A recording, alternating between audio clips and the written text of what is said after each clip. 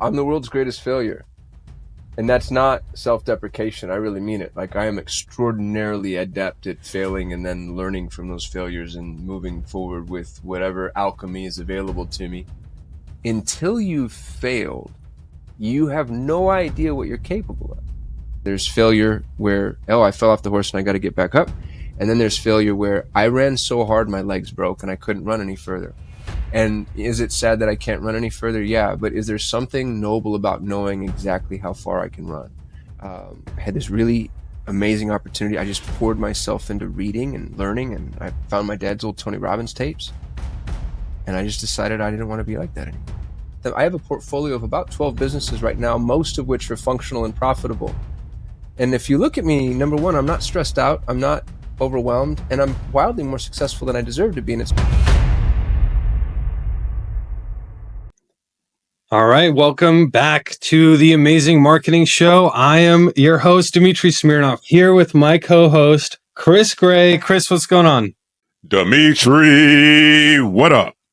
I am living the dream and so excited to introduce our guest, our really great friend, Kasim Aslam. Kasim, how's it going? Tell us about who you are. Dmitry, I'm the world's greatest failure. And that's not self-deprecation. I really mean it. Like, I am extraordinarily adept at failing and then learning from those failures and moving forward with whatever alchemy is available to me. And so far, it's yielded some pretty positive results. Oh, I'm going to love this episode. Kasim, what do people misunderstand the most when it comes to failing? So glad you asked that, Christopher Gray.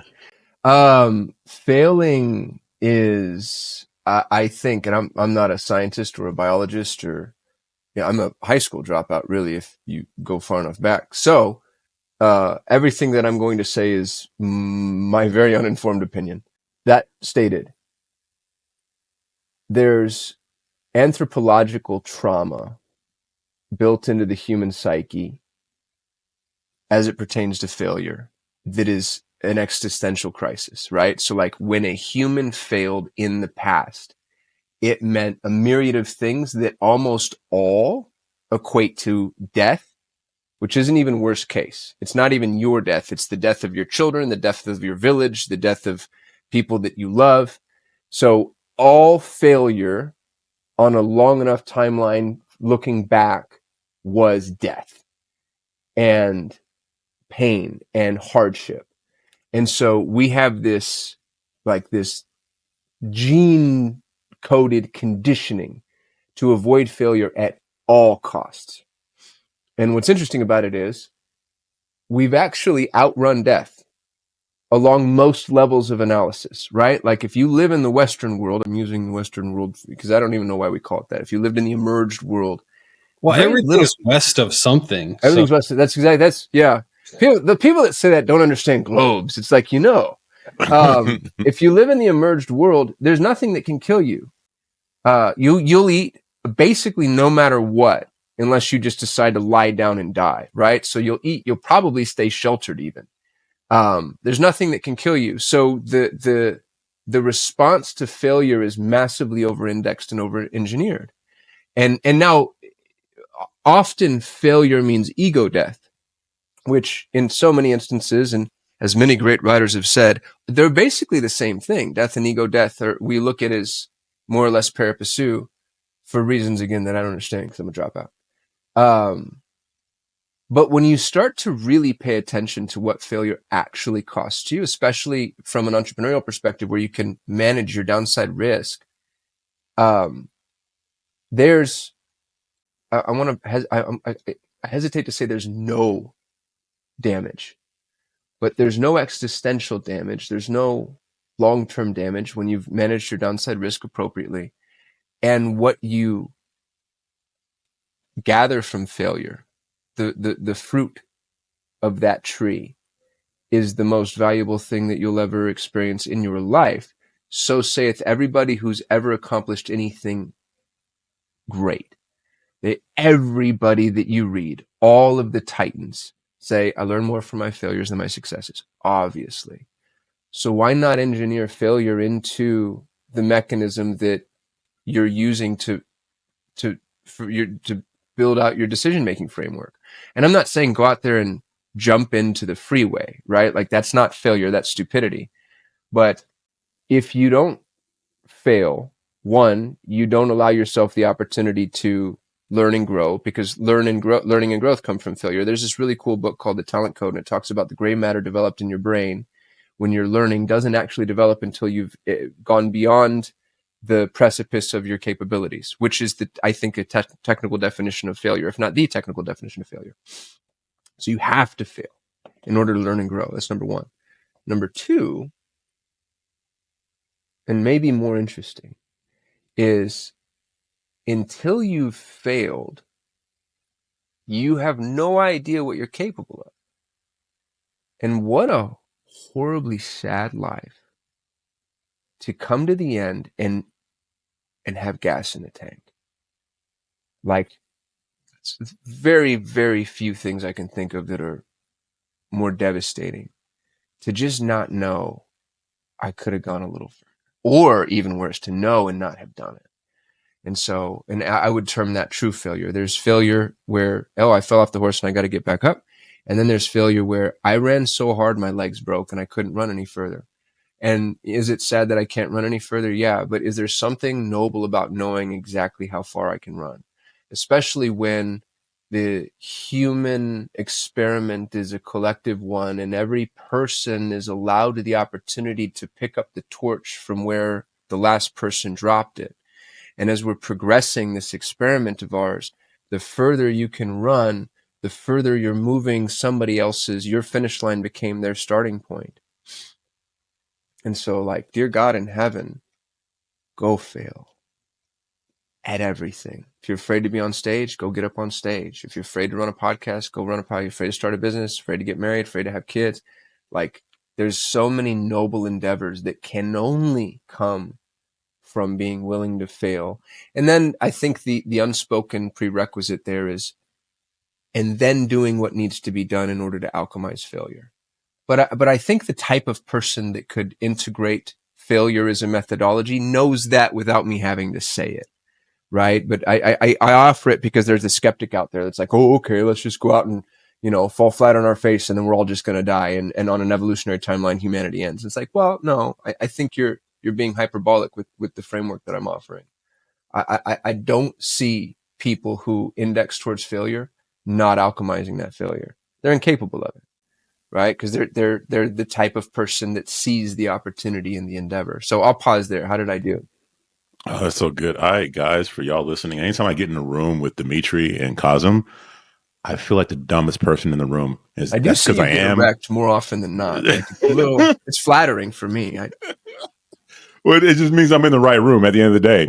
and hearing you talk reminded me of that. And just to follow up, Dimitri, I have another jiu-jitsu analogy. Dimitri loves it. Maybe some Muay Thai sometimes, so I can relate a little bit sometimes. I'll try. With jiu-jitsu, Kasim, I learned that I had to quickly get comfortable with being uncomfortable, right? Like find comfort in somebody smashing you down into the ground and be cool with that. And as you talk about failing, I'm reminded of that. There's going to be a comfort that you have to have with failing. And so I guess my follow-up question is, for those who are scared, for all the reasons you just mentioned, how does one get comfortable with failing? It's a good question. There's something about, and I hope this doesn't come off as contrarian. I'm not trying to dismiss what you just said because I actually agree with it. And we'll find out where the circles overlap. There's something about comfort with failing that changes it categorically and makes it no longer failing. So if you're comfortable with the process of not achieving the desired end result, which might be another definition of failure, then that's maybe no longer a failure, that's iteration. I think the discomfort isn't a bug. I think it's a feature. And so for instance, Chris, to use what it is that you offered, as soon as you got comfortable in jiu-jitsu, getting smashed into the ground is no longer a failure. And my opinion is that means that it's now time. That's the catalytic event for you to know, now I need to level up my ability to fail further. So now maybe it means I need to go get smashed in the ground in front of the other people. So I'm going to enter a competition. And once I get comfortable with that, I'm going to go up another rung in that competition and do a larger forum. So I think as comfort increases, so too does the call to increase the size of the endeavor. Because if you're not feeling discomfort, that's the indication that you're not feeling big enough. And so part of this might actually mean seek out the discomfort. Don't try to get rid of that. That's maybe the core of the thesis, which is this fear of failure. It's the fear that's important. Like, I'm not asking you to get rid of the fear. I'm asking you to get bigger than it. You know, Jordan Peterson talks about this a lot. I don't know if it's Jungian or Freudian, but it's never that we get less afraid. It's that we get stronger. You know, things are still as hard as they are on whatever unit scale you're using, but you just become more capable of carrying that weight.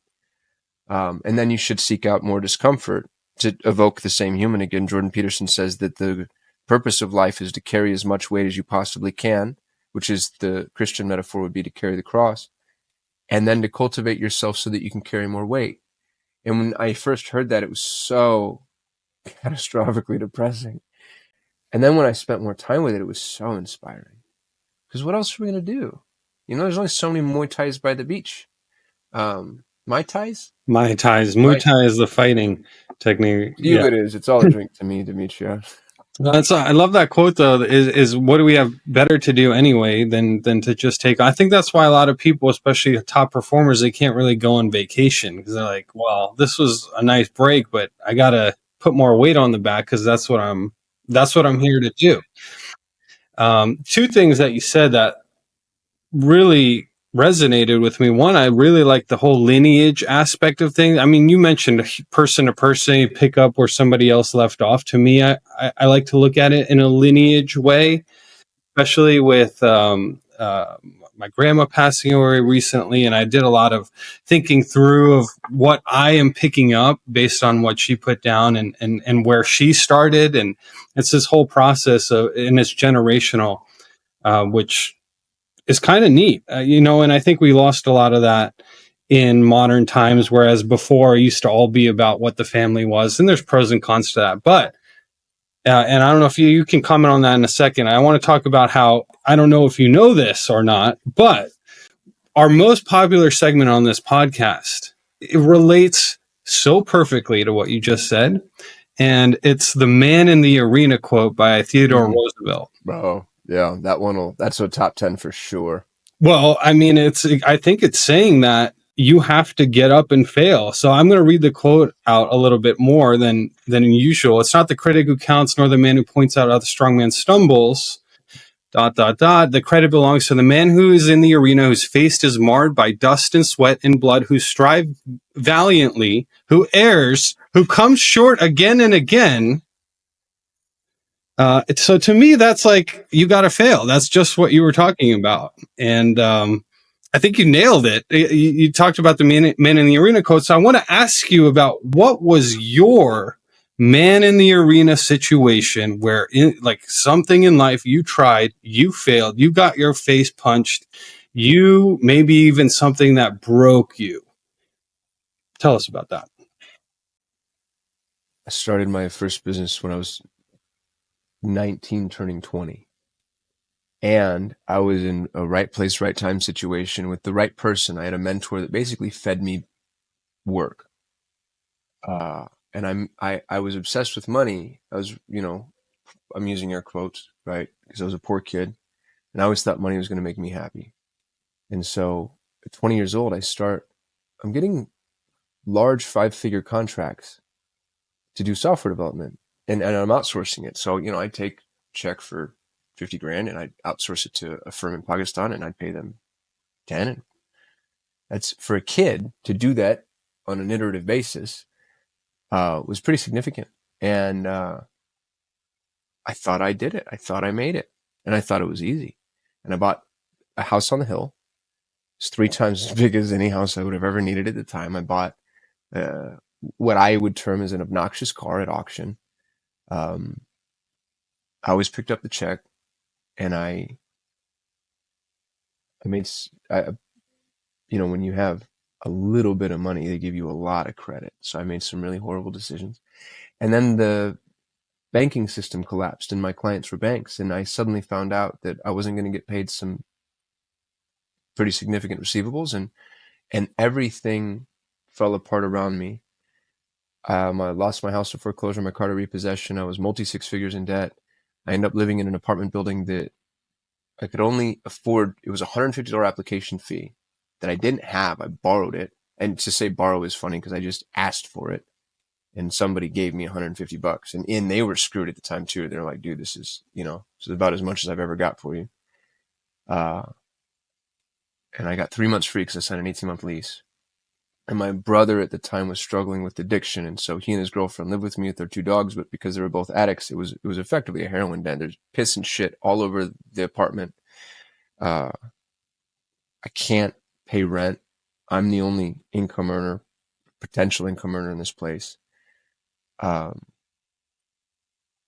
all of a sudden I'm poor again. And I'm supremely unemployable. I remember I went to Target. There was a Target right by where we were living. And I applied to be a dock worker to unload the trucks at 4 a.m. And I was not qualified to unload the trucks at Target, because as far as a resume is concerned, I've got nothing. I felt worthless. And I don't mean that in the therapeutic way that people mean that. I felt technically without value within the confines of society. I'm like, I have nothing to offer from a participatory standpoint. There's nowhere from, I can't get a job. I can't start a business. The software thing I was doing, software is interesting, especially enterprise software, because you tend to get 5 to 10% up front and everything else happens after the build, which means you have to float the labor, which means that you actually have to have some money in order to fund these endeavors. And I had nothing. So I started trolling Craigslist for web work because I could kind of tinker on a computer. I didn't even know how to build web or software. That's the other thing too, is I was such a liar. Like people would be like, oh, can you do this? I'm like, yeah, absolutely. And then I'd go find somebody who could do it, which on one hand is very entrepreneurial. And I'm a young man and I'm figuring it out. But on the other hand is just blatant lying. But what was interesting about it was so unbelievably humbling. I remember I had this laptop that my father's ex-wife gave me that didn't have a battery, so it had to be plugged in. And I'd go to these people's, I was in some lady's home. She ran a nonprofit and she was going to pay me like $150 to build this. I don't even remember what it was, dude. And I'm in her house and I have to plug the computer in, and I lie to her and say, oh, I don't carry batteries with me because in Arizona the batteries can melt. And I'm just making all this crap up. And I'm sitting in her office for a couple of hours and I'm showing her how to organize the files that she needs me to do. And at one point I see this light go off in her head and she goes, oh, I can do this and I don't have to pay this guy the 150. And that was beginning back up. And it was so important. It was so critical to my genesis as an entrepreneur, because they don't teach poor people how to use money. They sure as shit don't teach entrepreneurs how to use money. And there really is something about starting from zero that you just can't have a better lesson in life from a business building perspective, because there's nothing artificial about those businesses. If you start from true zero, the entire thing is so organic. Everything about that way that business functions in terms of how you acquire a customer and onboard them, how you fulfill on the service, where your costs of goods are, it's completely self-sustained. It has to be in order to even begin to prove concept, because money injected into early stages is generally a salve for what doesn't already exist. And it's just a way to buy it quickly. And I learned how to build businesses from zero, and I learned how to be very, very, very humble. Because I deserved to be very, very, very humble. And my brother-in-law told me once, I had my car wrapped. I had a Kia Soul and I had it wrapped. It was so stupid. It said web development, digital marketing, and video production, which is like all the things, and I would drive around, and at one point my brother-in-law ran into some employees at a larger agency here in town, and he goes, oh yeah, my brother-in-law's in the agency space and they asked too, and he told him Solutions 8, and he ended up passing along to me that he goes, everybody says that you're a joke. Like they all I guess you're like a kind of a walking punchline, which one is kind of a weird thing to share with somebody. And two was just like, it was weird, man, because it didn't impact me the way that I would have assumed or thought. It was just like, oh, okay. I guess maybe that's kind of true. And, you flash forward not 5-6 years later, I've got an exit for 8 figures, and they have the little lanyards that you clip to your belt that have the extenda rope. Dude, those are awesome. I don't know who got the better end of that. Yeah, so you can check in and check out at your job, like a leash that you'd put on a dog, and in my mind, I'm like, yeah, but you can customize it. you can. Yeah, you put it. Yeah, they can get laminated. You got your face on it too. So yeah.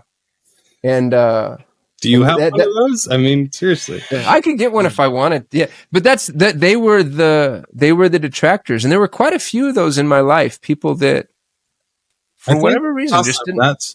That's probably the biggest reason people are afraid to fail, is they're afraid to try, in part because the people closest to them are the ones holding them back. Yeah. Whether it's a kid who's trying to do his homework, even though that wasn't the family's MO, that like nobody did it and nobody did well in school, but this one kid for some reason was born like he wants to try, and everyone's pulling him back and hanging at his shoes or at his feet, and so it's tough unless you put yourself around other people like that.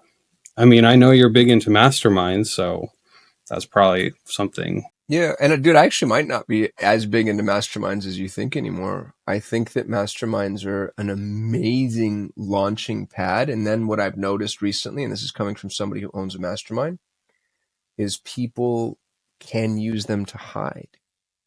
So I don't know if y'all have had this experience, or maybe I haven't done a good enough job, but at Driven, I do my best to call people out all the time.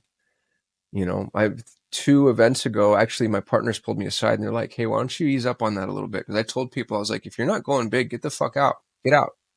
I don't want to be around you, because you downregulate my aggregate average, and I don't want that. So I think it's something like put yourself in the right room and then whatever the and might mean for you. But yeah, that felt a little aggressive as I said it, so I'll backpedal on that a little bit and apologize to the audience.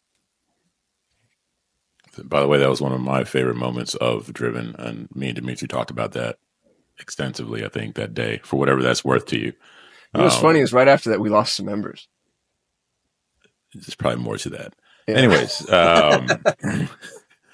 speaking of your background, with not graduating high school, the apartment with your brother and his girlfriend and the dogs, and there's some other things I know, that you didn't come from the most pretty background. You came from the shit, to say the least. And knowing what I know from what you came from, you could easily still be there, working the docks at Target still, if they would have hired you, and you could be dead, or you could be in jail, or you could be on drugs and whatever. There's a number of things that could have happened that didn't, but here you are, somebody with an exit, 2 beautiful sons, people, you've impacted so many lives, so on, so on, so on, so on. Point being is that you didn't go down the path that many others, I'm sure plenty of your friends, did. What was the difference between what you did versus what they did? At the root, I still really kind of believed that I just was capable of more. I had some. I don't even want to use the word friends. There were some people around me. I was, for the audience, I'm a welfare baby from Albuquerque, raised by a blind single mother.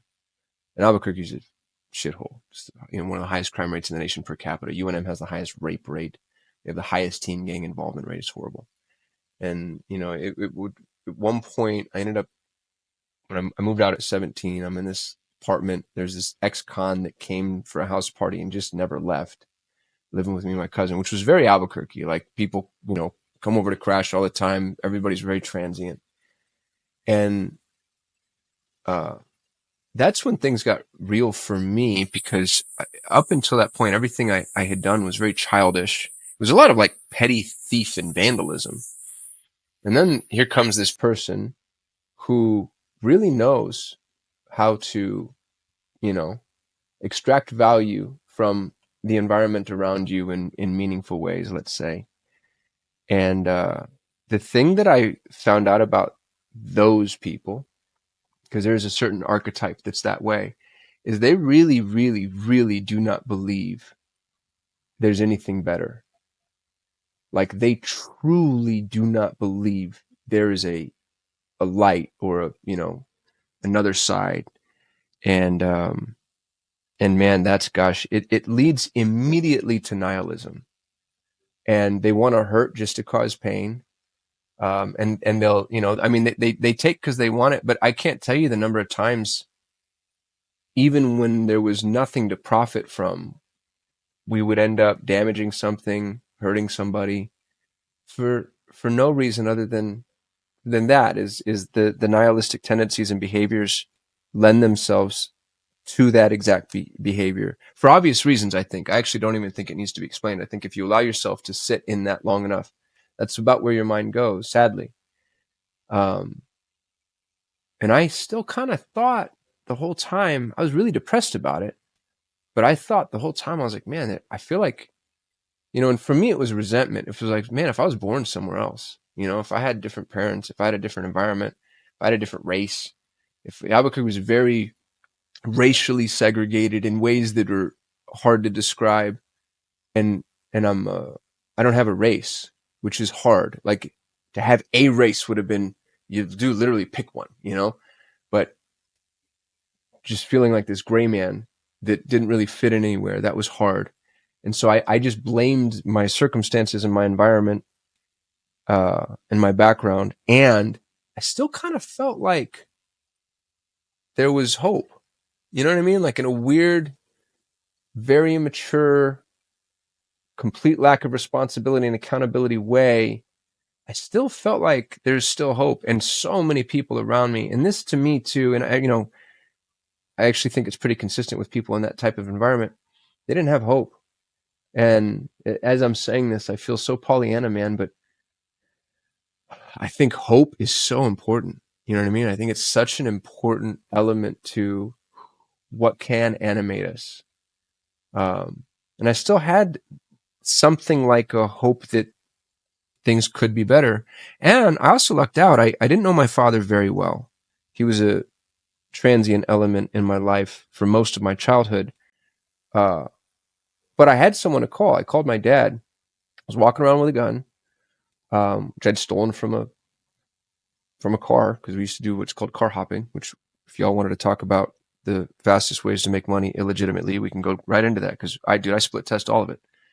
And then 1 in 3 Americans carries a gun in their car. And so we ended up with a case of guns. And then there were people in Albuquerque that knew we had guns, and they started placing orders with me. And I was like, dude, I don't have, like, I'm not manufacturing these things. I get what I get when I get it. And the requests became more aggressive. And the people, I went from like, I wasn't a cool or popular kid in high school, so it's not like I was hanging out with the thugs. So I went from like this nerdy kind of social pariah that somehow found his way in to the wrong group along the periphery, but then began interfacing with like the people that were doing real work, like real. And I got so scared at that point. And it, honestly, interestingly, again, going back to nihilism, not really for myself. I had a blind mom and a baby brother. And in that world, they find pressure points. And nobody had made anywhere near anything approximating a threat or even an inference, but I knew where it goes. And so I just wanted out. I wanted out, and I called my dad and I told my dad what was going, and I exaggerated the situation pretty significantly, or at least I thought I did as a kid. But now as a 40-year-old man with 2 children looking back, I'm like, holy, my boys are ever in that, so I thought I was over indexing, and now I think maybe I was under indexing sometimes. And my dad lived in Scottsdale, which is like the opposite of Albuquerque. And he sells handmade rugs, which are super expensive, and they only are for rich people. And he's not wealthy himself, but there's a an optical Potemkin village that you put up when you are in that situation. And so I end up moving to Scottsdale and just reinventing myself entirely, which, not many people have that opportunity, especially people from a background like mine. So in so many ways, I'm just lucky, dude. And I got to move to Scottsdale, and it was hard. I ended up dating this woman who was an absolute angel and godsend. She's like North Scottsdale socialite. Dad was an airline pilot. She was fun and playful and lighthearted and interesting. And she gets saddled with this like little wannabe thug from Albuquerque that thinks everybody wants to fight him and is always like, you know what I mean? I'm still carrying a gun everywhere I go because I'm just afraid of life and my own shadow. And she was the thing that helped. She was my mirror. I would respond to things and she'd be like, why are you being so weird? And I'm like, is that weird? You know, like I didn't know, dude. I didn't know how to do the dance of life outside of what I'd been taught. And little things, the way that I would interface with a gas station attendant in Albuquerque, New Mexico is so different than the way that you would interface with one in Sky. It's hard to describe or explain. But I had that opportunity. I had kind of this guide, this, you know, mirror again. And I did, dude. I changed the way I spoke, walked, dressed. I had this really amazing opportunity. I just poured myself into reading and learning, and I found my dad's old Tony Robbins tapes. And I just decided I didn't want to be like that anymore.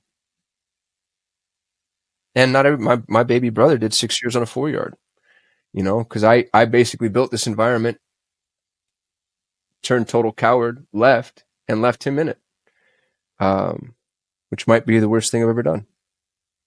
And he paid the price for that to a pretty significant degree. He's the only non-white person to ever hold the keys to a house of an Aryan Brotherhood controlled yard. Like my brother is, hard doesn't do him justice. And it cost him, you know, like he's no joke. But I put him in the pressure cooker and then I jumped ship. There's a certain potential reframe, maybe, is you were able to fail at becoming an international arms dealer and reinvent yourself somewhere else, whereas your brother, in a way, was successful maybe in that department, and that did cost him in certain ways. But dang, dude, what a crazy story so far. And so that I want to ask you about the reinvention. So you reinvented yourself then. Do you continue to look for reinventions? Do you think you need to reinvent yourself again, or what, like maybe speak to that? Yeah, I think I did a lot. I was very duplicitous. From the age of 7 to my early 20s, I was a compulsive liar. And compulsive is probably the wrong word because it wasn't a tick. It wasn't a pathology. It was just pragmatism. It was like, oh, if I say this instead of that, my life just got a little easier. And so I would lie about and I was an extraordinarily adept liar. I was creative and thoughtful, and I could remember things and piece them together and build like this web of, and I'd lie about absurd things, or things that felt absurd but kind of had some meaning for me for whatever reason. So to be pragmatic or logistical or even just egoic. And I ran into this wall. Abraham Lincoln has a quote, I think. He says, nobody has a good enough memory to be a good liar. And I ran into this situation where I was like, it is so hard. Because I had groups of people and acquaintances and business associates that could never meet each other. Like Group A can never meet Group B. And Group C can meet Group A, but only, you know what I mean? It was just like, and I just one day, not out of any moral inclination, just decided I'm going to just tell the truth about everything. And that was probably an overcorrection too, because there's sophistication to the truth. And I started to treat it like a mallet. But what was fun about the truthful exercise was, in order to know what's true, you actually kind of have to know who you are first. And so that led me to trying to figure that out. So instead of reinventing, it wasn't, because reinvention is a lie. It's like, oh, if I'm like this, you know,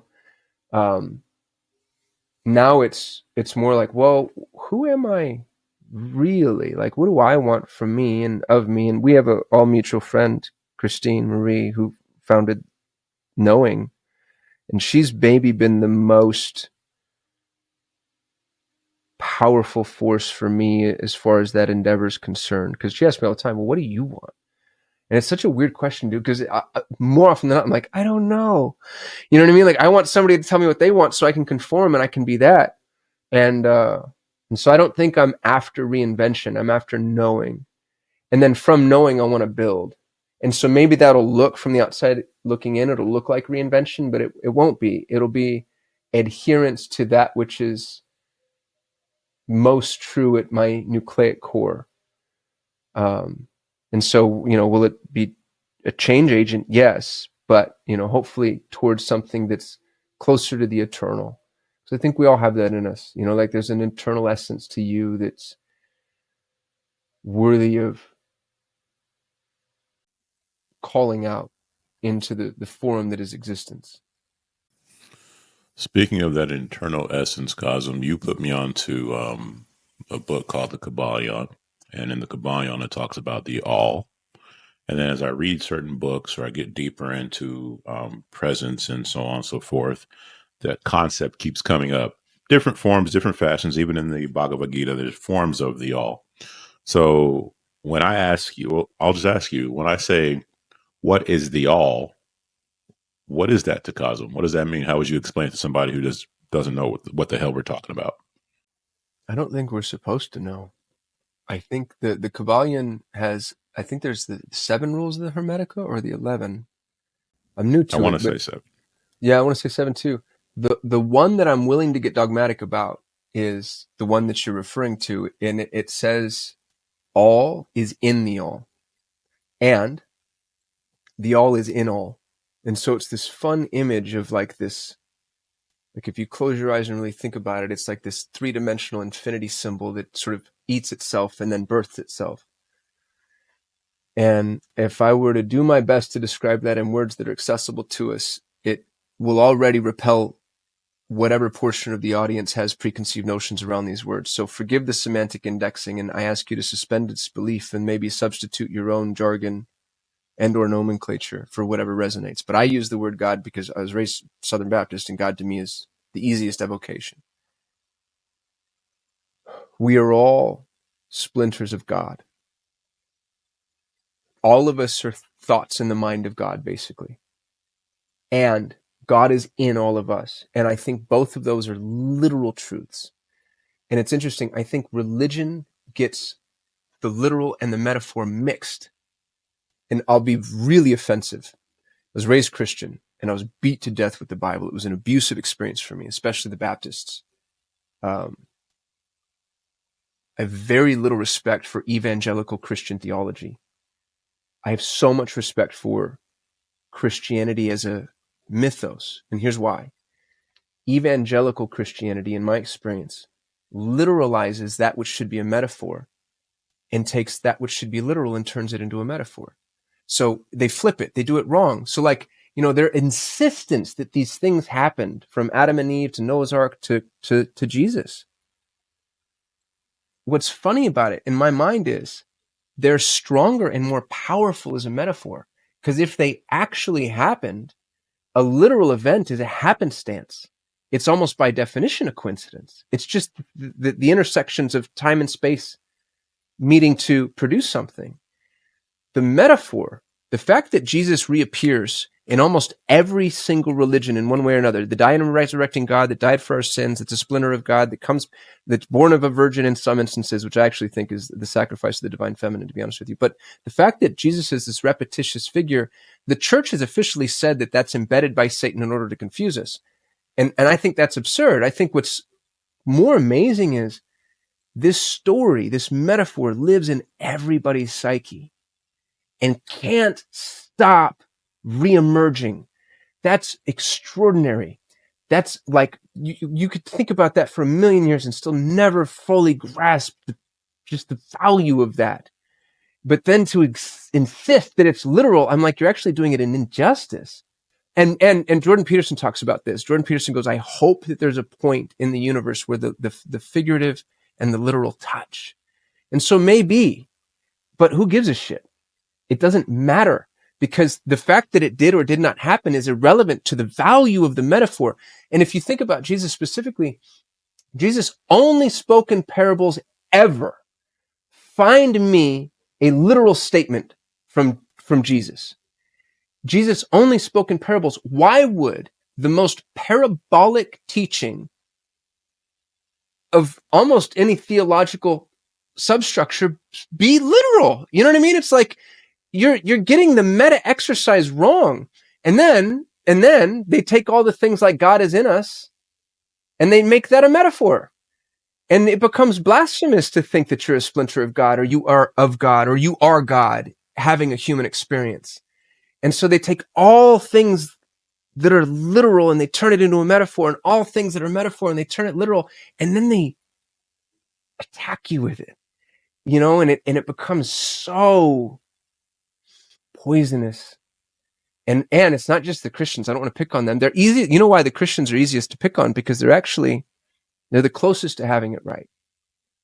You know, like I won't say anything bad about Islam, not because I respect Islam more than Christianity, but because I'm afraid of the Muslims. Right? And I mean, there's a lot of implication to that statement. And already having spoken it, there's something about it that I'm like, oh God, what's going to happen? So all religion sacrifices itself on its own altar of dogmatism.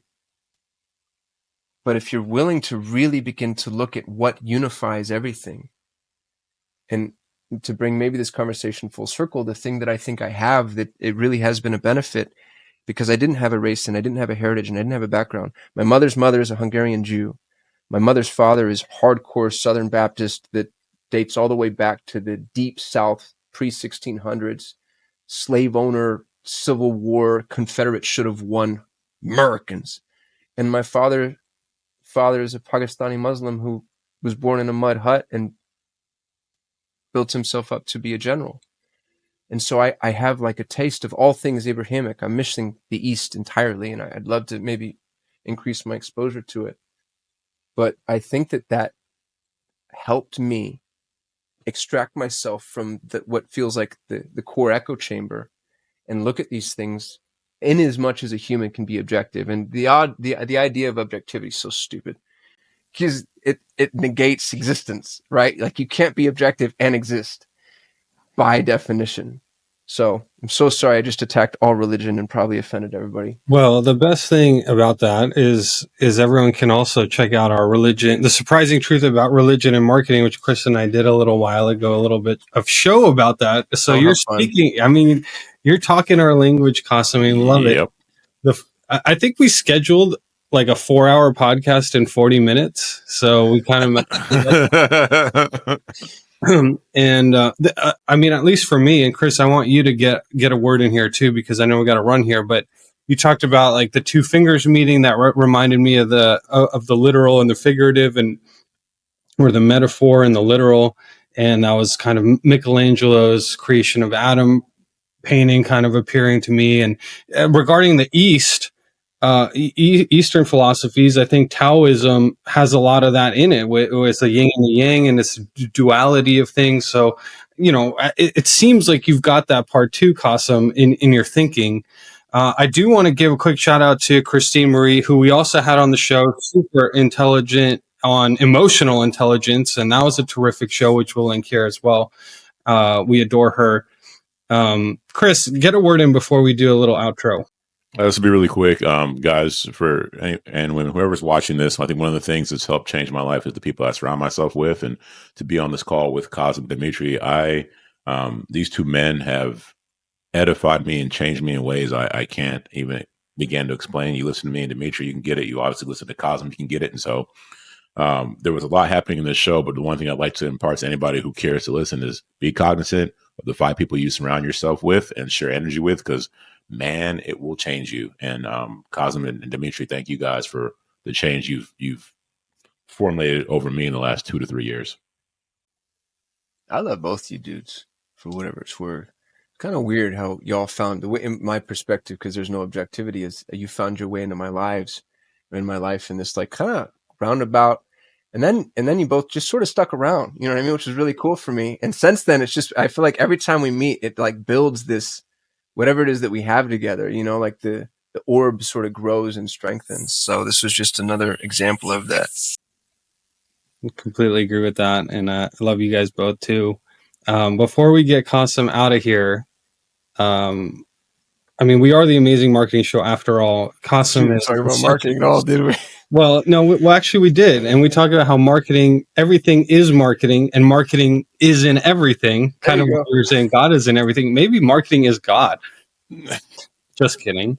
Although, I don't know, that kind of makes sense in a way, in a weird way. But we want to talk about also a couple of the things that you've got going on, in addition to the huge exit. Maybe we'll be lucky enough to have Kasim back again, and we'll want to allocate a little bit more time to it, because this is one of the most interesting conversations of all time, in my opinion. But Pareto talent, okay? Delegation is the most important thing that you can do as an entrepreneur. We're going to have to talk about that next time, but give us a quick thing on that. You're the least scalable part of your business. And talking about earlier, the mastermind mentality of being the dumbest, poorest person in any room, you want to be the least capable, least intelligent human who's ever worked for you. And the way to do that is to find supremely adept people and then delegate projects, not tasks, and let them. I have a portfolio of about 12 businesses right now, most of which are functional and profitable. And if you look at me, number one, I'm not stressed out. I'm not overwhelmed, and I'm wildly more successful than I deserve to be. And it's because my superhuman capability is finding people smarter than me and getting out of their way. And I want to teach people how to do that. So I wrote a book your audience can have for free. They can go to thehigherbook.com. And I give away all my frameworks, including templates, as far as how you find these people, and then maybe a little information on how you onboard and train them. If you just want the easy button and you want to hire one of our folks, I'd love to do that too. You can go to paretotalent.com. We're expensive. It takes 1,000 applicants to produce one EA. So don't expect what you're used to from an outsourcing perspective, because you're going to get somebody who's infinitely better. And the yield, I think, will be exponentially higher than anything you're used to.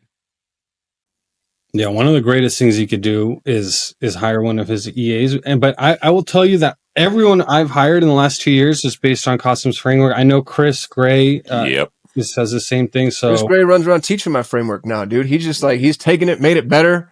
Yeah. Propagates it. All right, we're going to put that in the link. Kasim Aslam, thank you so much, man. So Love good. you guys. So good to see you. Love you. Yeah. Let's do this Appreciate again. it, brother.